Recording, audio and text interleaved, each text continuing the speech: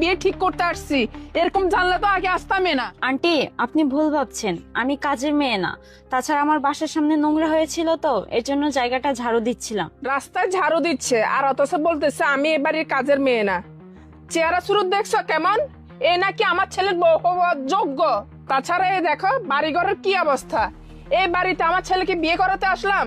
তুমি এখন এই মুহূর্তে আমার ছেলেকে ফোন দাও, আমি এই বাড়িতে বিয়ে করাবো না এই মেয়েকে। দেখেন আন্টি, আপনারা মেহমান বলে আপনাদের কিছু বলছি না। তাছাড়া আপনি বিয়ে ভাঙবেন কি?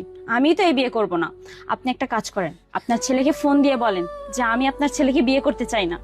দেখেছো এই মেয়ে আমার মুখে মুখে তর্ক করতেছে। তুমি কিভাবে ভাবছো এই মেয়েকে আমার ছেলের বউ করাবো? কখনো না।